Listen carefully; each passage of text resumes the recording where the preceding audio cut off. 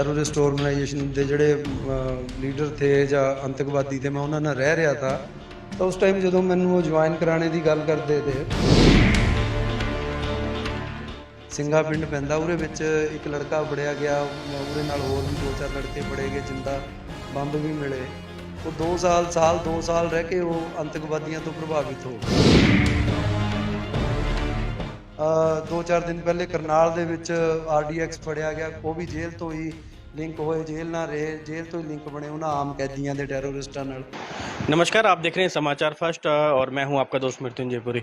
आज एक बार फिर हम आपके पास एक बड़ी हस्ती को लेकर आए हैं। नाम है अमरीश राणा, जिसके साथ पहले भी हमने इंटरव्यू किया था और आपको बताया था किस तरह जो है वे अपराध की दुनिया से वापस जो है वे अब आम जिंदगी वे जी रहे हैं, हालांकि जेल में है, लेकिन अब जो है उनकी जो विचारधारा है उसमें बदलाव आया है।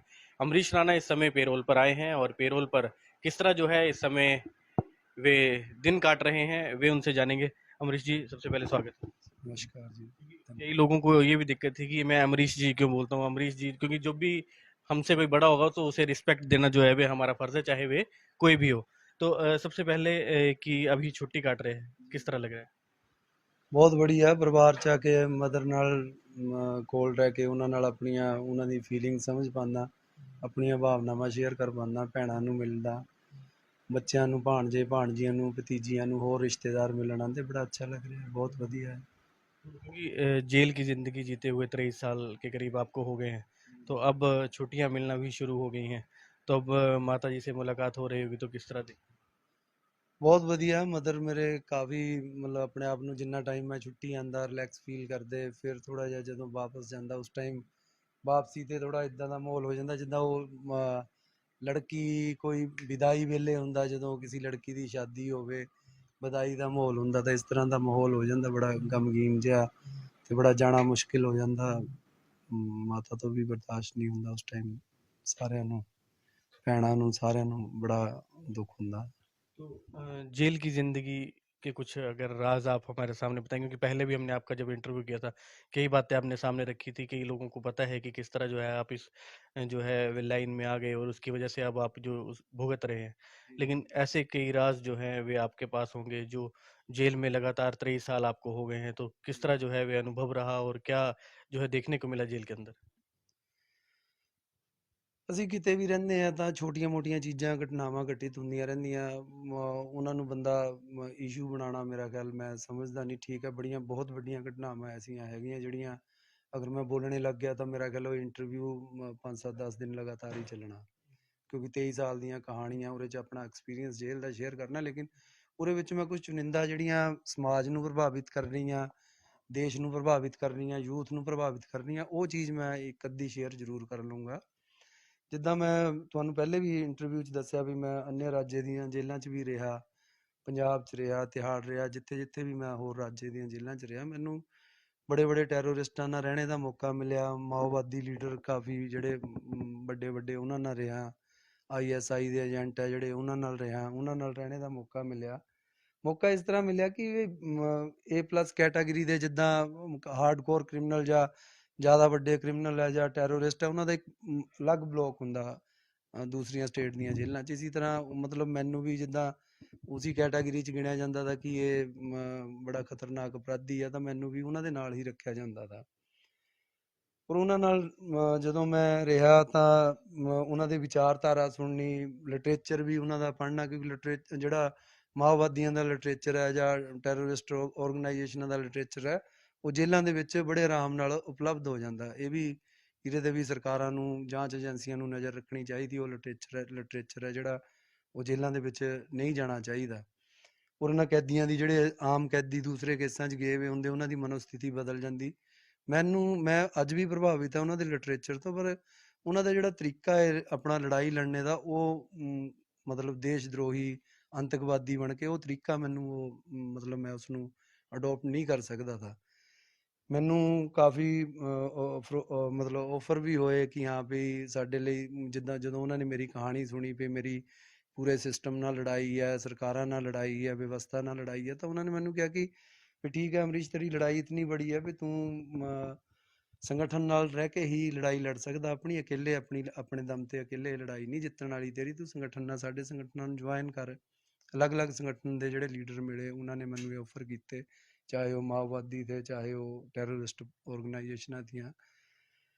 ਮੇਰੇ ਮਨ 'ਚ ਜਿੱਦਾਂ ਦੇਸ਼ ਦੇ ਪ੍ਰਤੀ ਕੋਈ ਵੀ ਦੇਸ਼ ਭਗਤੀ ਦਾ ਮਤਲਬ ਜਜ਼ਬਾ ਇੰਨਾ ਹੈ, ਜਦੋਂ ਵੀ ਕੋਈ 26 ਜਨਵਰੀ 15 ਅਗਸਤ ਆਉਂਦੀ, ਦੇਸ਼ ਭਗਤੀ ਦੇ ਗੀਤ ਲੱਗੇ ਹੋਏ ਹੁੰਦੇ ਤਾਂ ਹਰ ਇਨਸਾਨ ਦੇ, ਹਰ ਹਿੰਦੁਸਤਾਨੀ ਦੇ ਰੋਂਗਟੇ ਖੜੇ ਹੋ ਜਾਂਦੇ।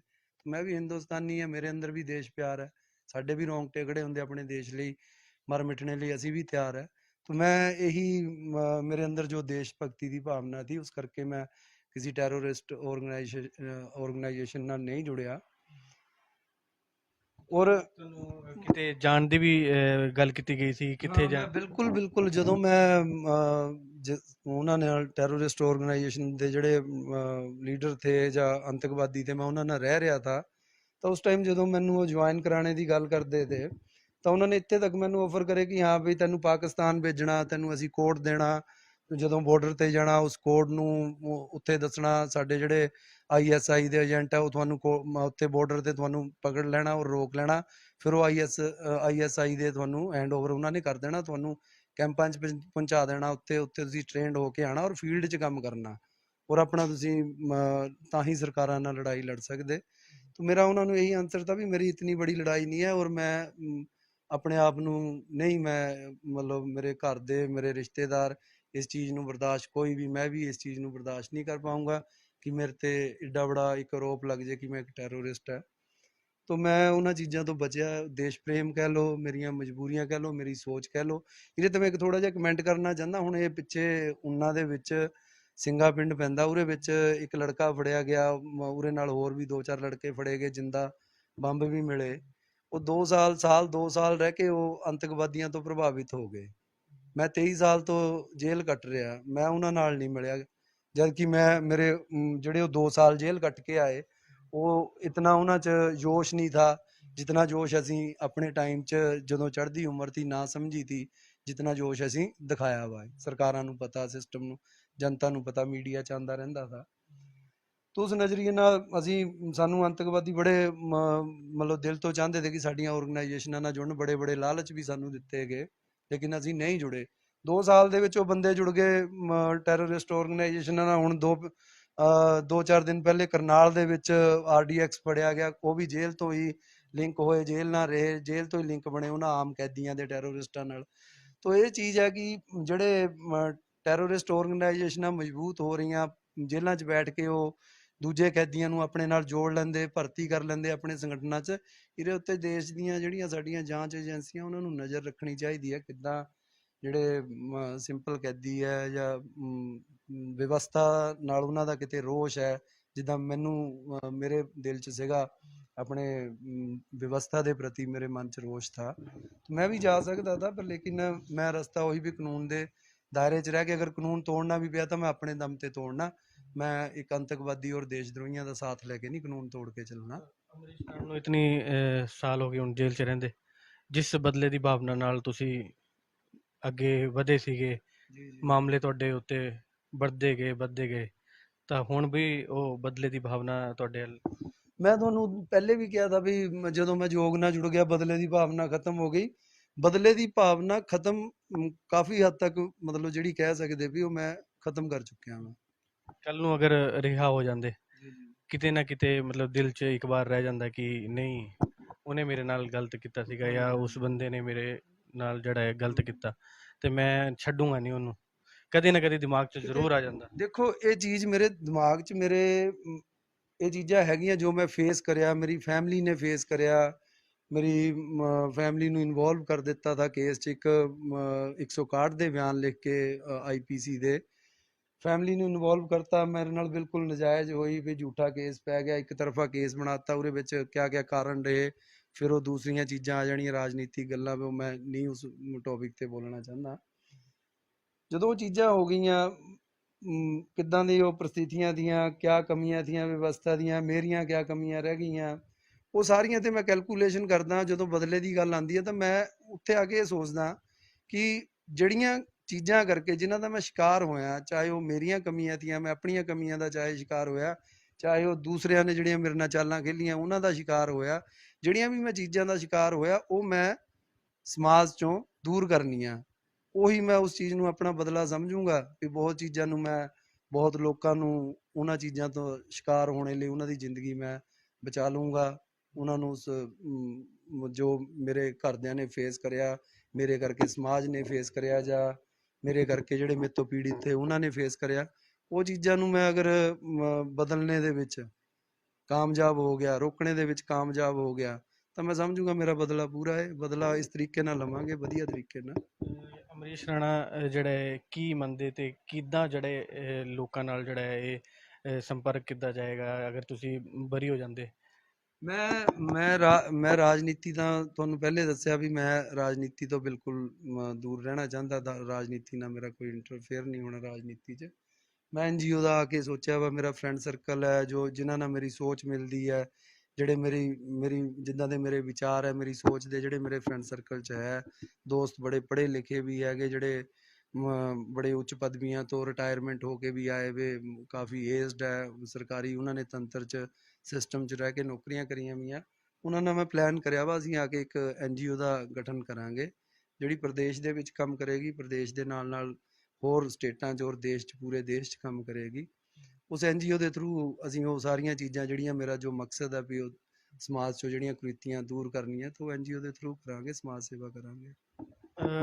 ਜਿਹੜਾ ਤੁਹਾਡਾ ਨਾਂ ਇੱਕ ਕੁਖਿਆਤ ਦੇ ਤੌਰ ਪਰ ਦੇਖਿਆ ਗਿਆ, ਆਖਿਰ ਕਿੱਦਾਂ ਤੁਹਾਨੂੰ ਕੁਖਿਆਤ ਤੁਸੀਂ ਹੋਏ, ਜਾਂ ਤੁਹਾਡਾ ਨਾਂ ਜਿਹੜਾ ਹੈ ਕੁਖਿਆਤ ਦੇ ਨਾਲ ਜਿਹੜਾ ਹੈ ਜੋੜਿਆ ਜਾ ਰਿਹਾ? ਕੁਖਿਆਤ, ਮੈਂ ਹੁਣ ਤੁਹਾਨੂੰ ਇਹ ਥੋੜਾ ਬੁਰਾ ਲੱਗਣਾ ਕਿਉਂਕਿ ਇਹਦੇ ਵਿੱਚ ਮੀਡੀਆ ਦਾ ਬਹੁਤ ਵੱਡਾ ਯੋਗਦਾਨ ਰਿਹਾ। ਤੁਸੀਂ ਵੀ ਮੀਡੀਆ ਕਰਮੀ ਆ, ਸ਼ਾਇਦ ਤੁਸੀਂ ਇਹ ਦਿਖਾਣਾ ਜਾਂ ਨਹੀਂ ਦਿਖਾਣਾ ਮੈਨੂੰ ਪਤਾ ਨਹੀਂ, ਪਰ ਮੀਡੀਆ ਦਾ ਮੇਨ ਇਹਦੇ 'ਚ ਮੈਂ ਰੋਲ ਸਮਝਦਾ ਕਿ ਮੀਡੀਆ ਨੇ ਹਮੇਸ਼ਾ ਹੀ ਇੱਕ ਪਾਸੇ ਨੂੰ ਦਿਖਾਇਆ, ਮੇਰਾ ਪੱਖ ਨਹੀਂ ਸੁਣਿਆ। ਅਗਰ ਮੇਰਾ ਪੱਖ ਦਿਖਾਉਂਦੇ ਤਾਂ ਸ਼ਾਇਦ ਇਹ ਚੀਜ਼ਾਂ ਮੇਰੇ ਨਾਲ ਕੁਖਿਆਤ ਸ਼ਬਦ ਨਹੀਂ ਲੱਗਿਆ ਵਾ ਹੁੰਦਾ। ਇਹਦੇ ਪਿੱਛੇ ਕਾਰਨ ਸਭ ਤੋਂ ਜ਼ਿਆਦਾ ਇਹ ਰਿਹਾ ਕਿ ਜਿਹੜੀ ਮੇਰੀ, ਹੁਣ ਤੁਸੀਂ ਇਸ ਤੋਂ ਪਹਿਲੇ ਬਦਲੇ ਦੀ ਗੱਲ ਕਰੀ, ਬਦਲਾ ਮੇਰੇ ਅੰਦਰ ਬਹੁਤ ਬਦਲੇ ਦੀ ਭਾਵਨਾ ਇਤਨੀ ਥੀ, ਕੁੱਟ ਕੇ ਭਰੀ ਵੀ ਥੀ ਵੀ ਮਤਲਬ ਜਿਸ ਮੈਂ ਕਦੀ ਕਲਪਨਾ ਨਹੀਂ ਕਰੀ ਥੀ ਵੀ ਮੈਂ ਉਸ ਬਦਲੇ ਦੀ ਭਾਵਨਾ ਨੂੰ ਕਿਸ ਤਰ੍ਹਾਂ ਆਪਣਾ ਬਦਲ ਸਕਦਾ, ਵੀ ਬਦਲੇ ਲੈਣੇ ਦਾ ਤਰੀਕਾ ਜਿਹੜਾ ਹੈ ਮੇਰਾ, ਜਿੱਦਾਂ ਹੁਣ ਪਹਿਲਾਂ ਐਕਸਪਲੇਨ ਕਰਿਆ।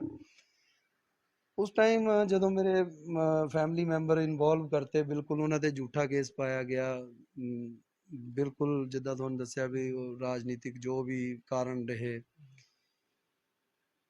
ਉਸ ਟਾਈਮ ਬਦਲੇ ਦੀ ਭਾਵਨਾ ਆ ਗਈ। ਇੱਕ ਐਸਪੀ ਸੀਗੇ ਧਰਮਪਾਲ ਸ਼ਰਮਾ ਜੀ, 99 ਦੇ ਵਿੱਚ 19 ਐਸਪੀ ਥੇ, ਜਿਨ੍ਹਾਂ ਨੂੰ ਮੈਂ ਜਾਨ ਤੋਂ ਖ਼ਤਮ ਕਰਨੇ ਦਾ ਪਲਾਨ ਕਰਿਆ ਵੀ ਇਹਨਾਂ ਨੇ ਮੇਰੀ ਫੈਮਿਲੀ ਨਾਲ ਬਿਲਕੁਲ ਗਲਤ ਕਰਿਆ, ਮੇਰੇ ਨਾਲ ਗਲਤ ਕਰਿਆ, ਇੱਕ ਤਰਫਾ ਕੇਸ ਬਣਾ ਦਿੱਤਾ।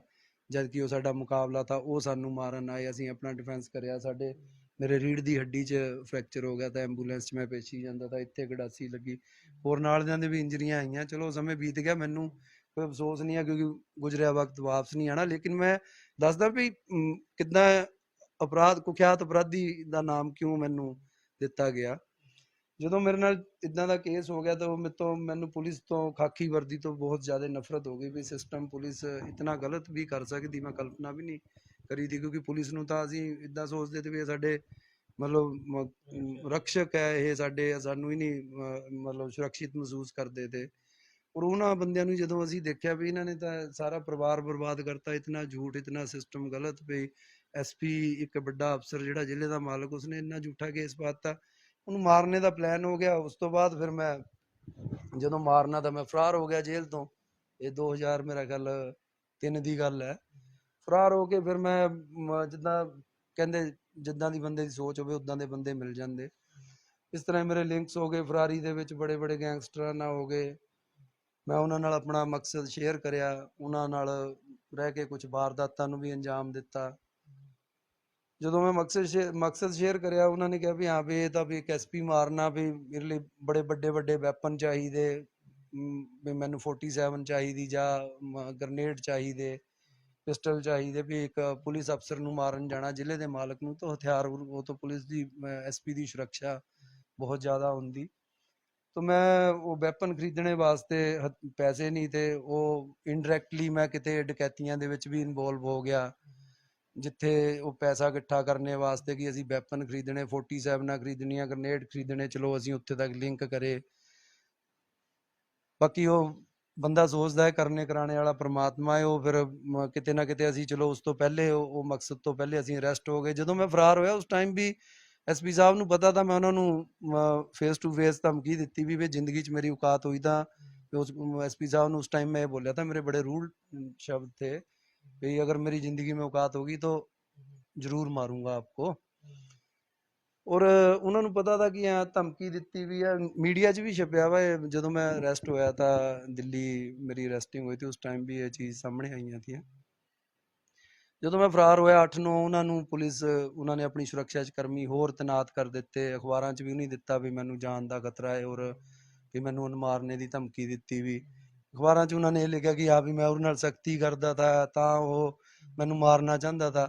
ਇੰਨਾ ਕੋਈ ਬੇਵਕੂਫ ਹੁੰਦਾ ਵੀ ਹਾਂ ਵੀ ਪੁਲਿਸ ਕੋਲ ਸਾਰੇ ਤਰ੍ਹਾਂ ਦੇ ਕਾਨੂੰਨ ਹੈ, ਹਥਿਆਰ ਹੈ, ਅਗਰ ਕੋਈ ਮੈਂ ਗਲਤ ਹੈ ਤਾਂ ਮੇਰੇ ਤੇ ਕੇਸ ਰਜਿਸਟਰਡ ਹੋ ਕੇ ਮੈਂ ਅੰਦਰ ਹੋਣਾ। ਜਦ ਮੈਨੂੰ ਪਤਾ ਮੇਰੀ ਫੈਮਿਲੀ ਤੇ ਉਹਨਾਂ ਨੂੰ ਪਤਾ ਵੀ ਹਾਂ ਵੀ ਉਹਨਾਂ ਨੇ ਗਲਤ ਕਰਿਆ ਵਾ, ਉਹਨਾਂ ਨੂੰ ਪਤਾ ਵੀ ਮੇਰੇ ਨੂੰ ਖਤਰਾ ਹੈ, ਤਾਂ ਹੀ ਉਹ ਖਤਰਾ ਮਹਿਸੂਸ ਕਰਦੇ ਤੇ। ਜੋ ਚੀਜ਼ਾਂ ਬੀਤ ਗਈਆਂ ਹੁਣ ਤਾਂ ਉਹ ਪਤਾ ਨਹੀਂ ਸ਼ਾਇਦ ਮਰ ਗਏ ਹੋਣ ਜਾਂ ਜਿੰਦਾ ਹੋਣ, ਕਦੀ ਮੈਂ ਉਸ ਚੀਜ਼ ਤੇ ਗੌਰ ਵੀ ਨਹੀਂ ਕਰਿਆ ਕਿਉਂਕਿ ਉਸ ਟਾਈਮ ਵੀ ਉਹਨਾਂ ਦੀ ਕਾਫੀ ਏਜ ਸੀ। ਪਤਾ ਨਹੀਂ ਹੁਣ ਇਸ ਟਾਈਮ ਕਿੱਥੇ ਆ, ਉਹ ਕਦੀ ਸੋਚਿਆ ਨਹੀਂ ਉਹਨਾਂ ਬਾਰੇ ਕਿਉਂਕਿ ਉਹ ਚੀਜ਼ਾਂ ਬੀਤ ਗਈਆਂ ਗੁਜ਼ਰ ਗਈਆਂ। ਤਾਂ ਥੋੜਾ ਜਿਹਾ ਇਹ ਹੈ ਵੀ ਹਾਂ ਵੀ ਇਦਾਂ ਦੇ ਅਗਰ ਉਸ ਕਰਕੇ ਮੈਂ ਕ੍ਰਾਈਮ ਮਤਲਬ ਦੇਖੋ ਨਾ ਕਿੰਨੇ ਕਰ ਦਿੱਤੇ, ਮੈਨੂੰ ਫਰਾਰ ਹੋਣਾ ਪਿਆ। ਫਰਾਰ ਹੋ ਕੇ ਮੈਂ ਵੈਪਨ ਖਰੀਦਣੇ ਲਈ ਅੱਗੇ ਹੋਰ ਕ੍ਰਾਈਮ ਕਰੇ, ਹਥਿਆਰਾਂ ਵਾਸਤੇ ਵੀ ਹਥਿਆਰ ਚਾਹਣ ਮੈਨੂੰ ਚਾਹੀਦੇ। ਉਸ ਤੋਂ ਬਾਅਦ ਹੋਰ ਮੈਂ ਮਤਲਬ ਪੁਲਿਸ ਤੋਂ ਨਫ਼ਰਤ ਹੋ ਗਈ, ਕ੍ਰਾਈਮ ਤੇ ਕ੍ਰਾਈਮ, ਕਰੀਬ 50 ਤੋਂ ਉੱਪਰ ਮੈਂ ਮੁਕੱਦਮੇ ਭੁਗਤੇ ਇसी ਚੱਕਰ ਦੇ ਵਿੱਚ ਵੀ ਆਪਣੇ ਬਦਲੇ ਦੀ ਭਾਵਨਾ 'ਚ। ਲੇਕਿਨ ठीक है वो परिस्थितियां वक्त था ज़्यादा थोड़ा ਜਿਹਾ मैं क्योंकि पहले ਮੈਨੂੰ ਲੱਗਦਾ ਮੈਂ ਜ਼ਿਆਦਾ ਬੋਲ ਗਿਆ ਤੇ ਕਈਆਂ ਨੂੰ ਬੁਰੀ ਲੱਗਣੀ ਹੈ ਗੱਲ, ਲੇਕਿਨ ਉਹ ਉਸ ਵਕਤ ਦੀ ਸੋਚ ਸੀ। ਅੱਜ ਮੇਰੀ ਜੋ ਸੋਚ ਹੈ ਉਹ ਮੇਰੀ ਇਹੀ ਹੈ ਕਿ ਸਮਾਜ ਨੂੰ, ਆਪਣੇ ਆਪ ਨੂੰ, ਸਮਾਜ ਨੂੰ ਔਰ ਸਮਾਜ 'ਚ ਜਿਹੜਾ ਯੂਥ ਹੈ ਉਹਨੂੰ ਬਚਾਉਣਾ ਇਹਨਾਂ ਚੀਜ਼ਾਂ ਤੋਂ, ਉਹ ਇਹਨਾਂ ਚੀਜ਼ਾਂ ਦਾ ਸ਼ਿਕਾਰ ਨਾ ਹੋਣ। ਔਰ ਉਸ ਯੂਥ ਨੂੰ ਕਿੱਦਾਂ ਬਚਾਇਆ ਜਾ ਸਕਦਾ ਉਹਦੇ ਲਈ ਮੈਂ ਤੁਹਾਨੂੰ ਦੱਸਿਆ ਬਾਹਰ ਆ ਕੇ ਕੰਮ ਕਰਨਾ ਹੈ। ਔਰ ਥੋੜਾ ਜਿਹਾ ਜਿੱਦਾਂ ਹੁਣ ਮੈਂ ਪਹਿਲੇ ਤੁਹਾਨੂੰ ਬਾਹਰ ਆਣੇ ਦੀ ਗੱਲ ਫਿਰ ਦਿਮਾਗ 'ਚ ਆਈ, ਆਤੰਕਵਾਦੀਆਂ ਦੀ ਗੱਲ ਆਈ, ਮੈਂ ਪਹਿਲੇ ਦੱਸਿਆ ਵੀ ਜੁਆਇਨ ਕਰਾਣੇ ਵਾਸਤੇ ਕਿੱਦਾਂ ਕਿੱਦਾਂ ਉਹ ਪ੍ਰਯਾਸ ਕਰਦੇ ਰਹੇ, ਕਿੱਦਾਂ ਮੈਂ ਉਹਨਾਂ ਚੀਜ਼ਾਂ ਤੋਂ ਬਚਿਆ। ਕਿਤੇ ਨਾ ਕਿਤੇ ਮਨ ਦੇ ਵਿੱਚ ਇਹ ਚੀਜ਼ ਜ਼ਰੂਰ ਸਵਾਲ ਖੜੇ ਹੁੰਦੇ ਵੀ ਜਿਹੜੇ ਦੇਸ਼ ਦਰੋਹੀ ਰਹੇ ਟੈਰੋਰਿਸਟ ਆਰਗੇਨਾਈਜੇਸ਼ਨਾਂ ਬੜੀਆਂ ਬੜੀਆਂ ਨਾਲ ਜੁੜੇ ਹੋਏ ਟੈਰੋਰਿਸਟ ਹੈ ਜਿਨ੍ਹਾਂ ਨੇ ਬੰਬ ਬਲਾਸਟ ਕਰੇ, ਆਮ ਜਨਤਾ ਉਡਾਤੀ, ਟ੍ਰੇਨਾਂ ਉਡਾਤੀਆਂ, ਸੀਐਮ ਮੁੱਖ ਮੰਤਰੀ ਮੌਜੂਦਾ ਮਾਰ ਦਿੱਤੇ, ਉਹਨਾਂ ਨੂੰ ਛੱਡਣੇ ਵਾਸਤੇ ਗੌਰਮੈਂਟਾਂ ਆਵਾਜ਼ ਉਠਾ ਰਹੀ, ਜਨਤਾ ਆਵਾਜ਼ ਉਠਾ ਰਹੀ, ਸਰਕਾਰਾਂ ਕਹਿ ਰਹੀਆਂ ਵੀ ਉਹਨਾਂ ਨੂੰ ਛੱਡ ਦਿੱਤਾ ਜਾਵੇ, ਉਹਨਾਂ ਦੀ ਬਾਕੀ ਰਹਿੰਦੀ ਸਜ਼ਾ ਮਾਫ ਕਰ ਦਿੱਤੀ ਜਾਵੇ ਕਿਉਂਕਿ ਉਹ ਇੰਟਰਨੈਸ਼ਨਲ ਟੈਰੋਰਿਸਟ ਆਰਗੇਨਾਈਜੇਸ਼ਨਾਂ ਹੈ। ਉਹਨਾਂ ਨੂੰ ਅਗਰ ਛੱਡਿਆ ਜਾਂਦਾ ਜਾਂ ਕੋਈ ਮਾਓਵਾਦੀ ਹੈ ਉਹਨਾਂ ਨੂੰ ਛੱਡਿਆ ਜਾਂਦਾ ਤਾਂ ਉਹ ਇੰਟਰਨੈਸ਼ਨਲ ਮੰਚ ਦੇ ਉੱਤੇ ਹਿੰਦੁਸਤਾਨ ਦੀਆਂ ਸਰਕਾਰਾਂ ਦੀ ਵਾਹਵਾਹੀ ਹੁੰਦੀ ਹੈ, ਹਿੰਦੁਸਤਾਨ ਦੀ ਤਾਰੀਫ ਹੁੰਦੀ ਕਿਉਂਕਿ ਉਹ ਇੰਟਰਨੈਸ਼ਨਲ ਨਿਊਜ਼ ਬਣਦੀ। ਅਗਰ ਕਿਸੇ ਮੇਰੇ ਵਰਗੇ ਅਪਰਾਧੀ ਨੂੰ ਛੱਡਿਆ ਜਾਵੇ ਤਾਂ ਉਹ ਮੇਰਾ ਗੱਲ ਸਟੇਟ ਤੱਕ ਨਿਊਜ਼ ਰਹਿ ਜਾਂਦੀ, ਮੈਂ ਪਹਿਲੀ ਗੱਲ ਡਿਸਟ੍ਰਿਕਟ ਤੱਕ ਰਹਿ ਜਾਂਦੀ, ਜ਼ਿਆਦਾ ਤੋਂ ਜ਼ਿਆਦਾ ਉਹ ਸਟੇਟ ਤੱਕ ਜਾਂਦੀ। ਉਹਦੇ 'ਚ ਗੌਰਮੈਂਟਾਂ ਨੂੰ ਫਾਇਦਾ ਨਹੀਂ ਮਿਲਦਾ। ਹੁਣ ਜਿਹੜੇ ਦੂਜੇ ਦੇਸ਼ਾਂ 'ਚ ਦਿਖਾਣਾ ਕਿ ਸਾਡੀਆਂ ਗੌਰਮੈਂਟਾਂ ਕਿੰਨੇ ਅੱਛੇ ਪਲਾਨ ਕਰਦੀਆਂ, ਮਾਓਵਾਦੀ ਜਿਹੜੇ 25-25 30-30 ਲੱਖ ਰੁਪਇਆ ਹੁੰਦਾ ਇਨਾਮ ਉਹ ਸਰੈਂਡਰ ਕਰਦੇ, ਉਹਨਾਂ ਦੇ ਸਰੈਂਡਰ ਕਰਨੇ ਤੇ ਉਹ ਇਨਾਮ ਦੀ ਰਾਸ਼ੀ ਉਹਨਾਂ ਨੂੰ ਦੇ ਕੇ ਦੁਬਾਰਾ ਉਹਨਾਂ ਨੂੰ ਵਸਾ ਦਿੱਤਾ ਜਾਂਦਾ, ਸਮਾਜ ਦੇ ਨਾਲ ਜੋੜਤਾ ਜਾਂਦਾ। ਅਗਰ ਉਹਨਾਂ ਨੂੰ ਲੱਗਦਾ ਵੀ ਇਹਨਾਂ ਦੇ ਸੰਗਠਨ ਤੋਂ ਖਤਰਾ ਹੈ ਵੀ ਇਹਨਾਂ ਨੇ ਸਰੈਂਡਰ ਕਰ ਦਿੱਤਾ ਤਾਂ ਉਹਨਾਂ ਨੂੰ ਦੂਜੀਆਂ ਹਿਮਾਚਲ ਦੇ ਵਿੱਚ ਕਈ ਐਸੇ ਟੈਰੋਰਿਸਟ ਹੈ ਜਿਹੜੇ ਮਾਓਵਾਦੀ ਹੋਣੇ, ਆਤੰਕਵਾਦੀ ਹੋਣੇ ਜਿਹੜੇ ਹਿਮਾਚਲ ਦੇ ਵਿੱਚ ਸੈਟਲ ਕਰ ਦਿੱਤੇ ਵੇ, ਚਾਹੇ ਉਹ JNK ਦੇ ਆ, ਚਾਹੇ ਉਹ ਮਨੀਪੁਰ ਦੇ ਹੋਣੇ, ਹਿਮਾਚਲ ਸਟੇਟ ਦੇ ਵਿੱਚ ਵੀ ਮਤਲਬ ਦੂਸਰੀਆਂ ਸਟੇਟਾਂ 'ਚ ਉਹਨਾਂ ਨੂੰ ਸੈਟਲ ਕਰ ਦਿੱਤਾ ਜਾਂਦਾ ਤਾਂ ਕਿ ਜਿਹੜੀਆਂ ਉਹਨਾਂ ਦੀਆਂ ਨਾਲ ਦੇ ਸੰਗਠਨ ਹੈ ਉਹਨਾਂ ਨੂੰ ਪਤਾ ਨਾ ਲੱਗੇ ਉਹ ਕਿਹੜੀ ਜਗ੍ਹਾ ਆਪਣਾ ਨਵਾਂ ਜੀਵਨ ਸ਼ੁਰੂ ਕਰਿਆ ਵਾ ਉਹਨਾਂ ਨੇ। ਤਾਂ ਉਹ ਚੀਜ਼ ਦਾ ਰੋਸ਼ ਮਨ ਦੇ ਵਿੱਚ ਆਉਂਦਾ ਵੀ ਐਡੇ ਐਡੇ ਟੈਰੋਰਿਸਟਾਂ ਨੂੰ ਸਰਕਾਰਾਂ ਛੱਡ ਦਿੰਦੀਆਂ ਜਿਨ੍ਹਾਂ ਨੇ ਬੰਬ ਬਲਾਸਟ ਕਰੇ ਹੁੰਦੇ, ਉਹਨਾਂ ਤੇ ਕੇਸ ਵੀ ਨਹੀਂ ਬਣਾਏ ਜਾਂਦੇ। ਇੱਕ ਸਾਡੇ ਵਰਗੇ ਜਿਹੜੇ ਕੈਦੀ ਹੈ ਉਹਨਾਂ ਬਾਰੇ ਸਰਕਾਰਾਂ ਸੋਚਦੀਆਂ ਨਹੀਂ ਤਾਂ ਕਿਤੇ ਨਾ ਕਿਤੇ ਮਨ 'ਚ ਆਮ ਕੈਦੀਆਂ ਦੇ ਆਉਂਦਾ ਵੀ ਯਾਰ ਇਹ ਸਾਡੇ ਨਾਲ ਤਾਂ ਆਤੰਕਵਾਦੀ ਕਰੇ ਹੈ, ਦੇਸ਼ ਦਰੋਹੀ ਹੋਣ ਦੇ ਬਾਵਜੂਦ ਵੀ ਇਹਨਾਂ ਨੂੰ ਇਨਾਮ ਦੀਆਂ ਰਾਸ਼ੀਆਂ ਵੀ ਮਿਲ ਰਹੀਆਂ, ਇਹਨਾਂ ਨੂੰ ਸਰਕਾਰੀ ਸੁਵਿਧਾਵਾਂ ਵੀ ਮਿਲ ਰਹੀਆਂ, ਇਹਨਾਂ ਨੂੰ ਦੁਬਾਰਾ ਸਮਾਜ 'ਚ ਜੀਣੇ ਦਾ ਮੌਕਾ ਵੀ ਮਿਲ ਰਿਹਾ ਔਰ ਇਹਨਾਂ ਨੂੰ ਸਾਰੇ ਜੈ ਜੈਕਾਰ ਵੀ ਇਹਨਾਂ ਦੀ ਹੋ ਰਹੀ। ਤਾਂ ਮਤਲਬ ਇੱਦਾਂ ਦੀ ਸੋਚ ਨਾ ਬਣੇ ਕੈਦੀਆਂ ਦੀ, ਬਾਕੀਆਂ ਦੀ। ਤਾਂ ਸਰਕਾਰ ਅੱਗੇ ਮੈਂ ਹੱਥ ਜੋੜ ਕੇ ਬੇਨਤੀ ਕਰਨਾ ਚਾਹੁੰਦਾ ਵੀ ਜਿਹੜੀ ਐਸੀ ਕੋਈ ਨੀਤੀ ਬਣਾਓ ਵੀ ਜਿਹੜੇ ਆਮ ਕੈਦੀ ਹੈ ਉਹਨਾਂ ਦੇ ਦਿਲ ਦੇ ਵਿੱਚ ਇਹ ਸਵਾਲ ਨਾ ਖੜੇ ਹੋਣ ਕਿ ਆਤੰਕਵਾਦੀ ਜਿਹੜੇ ਆ ਉਹ ਸਾਡੇ ਤੋਂ ਪਹਿਲੇ ਕਿਉਂ ਛੁੱਟ ਰਹੇ। तो है ना जी। अमरीश राणा अगर जेल से बाहर आते हैं जी, तो जी। क्या किस राजनीतिक पार्टी को जो है वो ज्वाइन करेंगे? ਮੈਂ ਤੁਹਾਨੂੰ ਪਹਿਲੇ ਵੀ ਕਿਹਾ ਵੀ ਰਾਜਨੀਤੀ ਨੇ ਤਾਂ ਮੈਨੂੰ ਬਰਬਾਦ ਕਰਕੇ ਰੱਖ ਦਿੱਤਾ। ਮੇਰੀ ਬਰਬਾਦੀ ਦਾ ਕਾਰਨ ਹੀ ਰਾਜਨੀਤੀ ਰਹੀ। ਤੋ ਜਿਸ ਚੀਜ਼ ਨੇ ਮੈਨੂੰ ਪਹਿਲਾਂ ਬਰਬਾਦ ਕਰਤਾ, ਮੇਰਾ ਸਮਝ ਲਓ ਵੀ ਜਨਮ ਤਾਂ ਨਹੀਂ ਕਹਿ ਸਕਦਾ, ਜੀਵਨ ਦਾ ਇੱਕ ਜਿਹੜਾ ਅਹਿਮ ਜ਼ਿੰਦਗੀ ਦਾ ਹਿੱਸਾ ਹੁੰਦਾ ਗੋਲਡਨ ਪੀਰੀਅਡ, ਉਹ ਮੈਂ ਜੇਲ੍ਹ 'ਚ ਬਿਤਾਇਆ। ਤੋ ਮੈਂ ਰਾਜਨੀਤੀ ਦਾ ਤਾਂ ਦੂਰ-ਦੂਰ ਤੱਕ ਨਹੀਂ ਖ਼ਾਬ ਲੈਂਦਾ ਕਿ ਮੈਂ ਕਿਸੇ ਰਾਜਨੀਤਿਕ दल ਨਾਲ जुड़ूँगा। बहुत बहुत धन्यवाद सर। जी, जी, शुक्रिया जी।